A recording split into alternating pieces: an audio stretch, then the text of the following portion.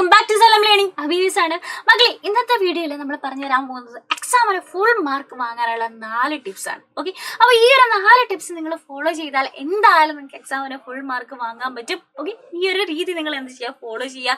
So ഈ ഒരു video useful ആയതുകൊണ്ട് തന്നെ നിങ്ങൾ എന്ത് ചെയ്യുക, ഫ്രണ്ട്സിനെ ഷെയർ ചെയ്ത് കൊടുക്കുക. അപ്പോൾ എന്തായിരിക്കും എക്സാമിന് ഫുൾ മാർക്ക് വാങ്ങാനുള്ള ആ ടിപ്പുകൾ? ഈ 4 കാര്യങ്ങൾ ഏതൊക്കെയായിരിക്കും എന്ന് ഐഡിയ ഉണ്ടോ?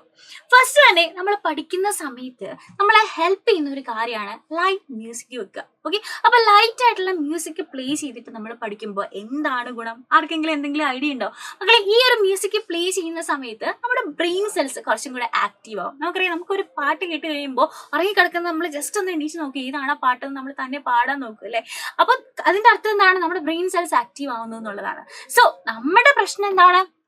പാട്ട് കേൾക്കണം, മിസ് ആ പാട്ട് പ്ലേ ചെയ്യാൻ പറഞ്ഞു എന്ന് പറഞ്ഞിട്ട് നാളെ പോയിട്ടൊരു ഡപ്പാൻ കൂത്തിട്ടിട്ട് പഠിക്കണം എന്നല്ല മിസ് പറയുന്നത്. ഈ ഒരു ടെക്നിക്ക് നമ്മൾ യൂസ് ചെയ്യുമ്പോൾ കുറച്ച് കാര്യങ്ങൾ നമ്മൾ ശ്രദ്ധിക്കണം.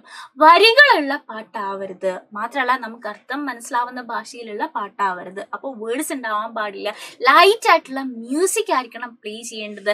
എന്നാൽ മാത്രമാണ് അല്ലെ, ലിറിക്സ് ഇല്ലാത്ത ഈ ഒരു മ്യൂസിക്, ലൈറ്റ് ആയിട്ടുള്ള ഈ ഒരു മ്യൂസിക് പ്ലേ ചെയ്ത് കഴിഞ്ഞാൽ മാത്രമാണ് യൂട്യൂബ്സിലൊക്കെ അവൈലബിൾ ആണ്. അപ്പൊ എന്താ പറയാ, ലിറിക്സ് ഇല്ലാത്ത പഠിക്കാനായിട്ട് സ്റ്റഡിങ്ങിനെ ഹെൽപ്പ് ചെയ്യുന്ന മ്യൂസിക് നിങ്ങൾ യൂട്യൂബിൽ അടിച്ചു കൊടുത്തു കഴിഞ്ഞാൽ നിങ്ങൾക്ക് അത് കിട്ടും.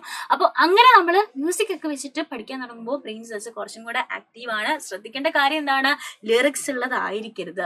മാത്രമല്ല, any music that has lyrics in A language you understand will probably prove more distracting than helpful. നമുക്ക് അണ്ടർസ്റ്റാൻഡ് ചെയ്യുന്ന അല്ലെങ്കിൽ നമുക്ക് ഭാഷ മനസ്സിലാവുന്ന തരത്തിലുള്ള അല്ലെങ്കിൽ മനസ്സിലാവുന്ന ലിറിക്സ് ഉള്ള പാട്ടാണ് പ്ലേ ചെയ്യുന്നതെന്നുണ്ടെങ്കിൽ നമ്മൾ അത് ശ്രദ്ധിച്ചു പോകും. അതുകൊണ്ട് നമുക്കത് കൂടുതൽ ഡിസ്ട്രാക്ഷൻ ആണ് ഉണ്ടാവുന്നത്, നമ്മളെ ഹെൽപ്പ് ചെയ്യല്ല ചെയ്യുന്നത്.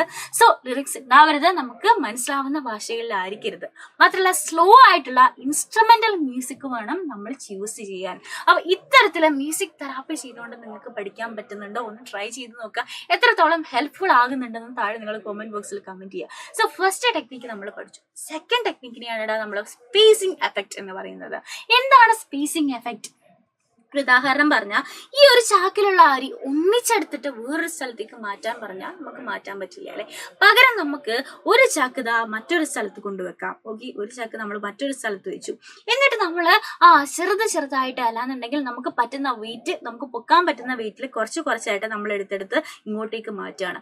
അങ്ങനെ പലതവണ മാറ്റിക്കഴിഞ്ഞാൽ ഈ ഒരു ചാക്കിലുള്ള സാധനം മൊത്തം നമുക്ക് മറ്റൊരു ചാക്കിലേക്ക് മാറ്റാൻ പറ്റും. ഇതുപോലെ തന്നെയാണ് നമ്മൾ പഠിക്കുന്ന കാര്യം, സ്പേസിംഗ് എഫക്ട്. നമ്മൾ ഒന്നിച്ചെല്ലാം കൂടെ പഠിക്കാൻ നോക്കിക്കഴിഞ്ഞാൽ നമ്മുടെ തലയിൽ മനസ്സിലാവുകയില്ല, അതിനുള്ള സ്പേസും ഇല്ല. പകരം പോർഷൻസും ചാപ്റ്റേഴ്സും ഒക്കെ ഡിവൈഡ് ചെയ്ത് കൃത്യമായിട്ടുള്ള ഇന്റർവെല്ലും ഗ്യാപ്പുകളും എടുത്ത് നമ്മൾ എന്ത് ചെയ്യുക, പഠിക്കുക. കുറേശ്ശെയായിട്ട് പഠിച്ചു കഴിഞ്ഞാൽ മുഴുവൻ നമ്മുടെ തലയിൽ കയറും. ഒന്നിച്ച് പഠിക്കുമ്പോഴേക്കും നമുക്ക് മനസ്സിലാവാത്ത കാര്യങ്ങളെല്ലാം, പഠിക്കാൻ പറ്റാത്ത കാര്യങ്ങൾ അല്ലെങ്കിൽ ഓർത്തെടുക്കാൻ പറ്റാത്ത കാര്യങ്ങൾ പ്രോപ്പർ ആയിട്ടുള്ള ഇന്റർവെല്ലിൽ കൃത്യമായിട്ടുള്ള ടൈം ടേബിൾ വെച്ച് പഠിച്ചു കഴിഞ്ഞാൽ തീർച്ചയായിട്ടും നമുക്ക് പഠിക്കാൻ പറ്റുന്ന കാര്യമാണ്.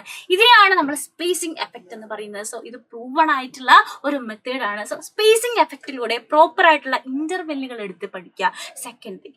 ഇനി മൂന്നാമത്തെ കാര്യം എന്താണ്? ഓഫ് കോഴ്സ് റിവിഷൻ ആണ്. പഠിച്ച കാര്യങ്ങൾ മനുഷ്യനാണ് മറന്നു പോകും അല്ലെ.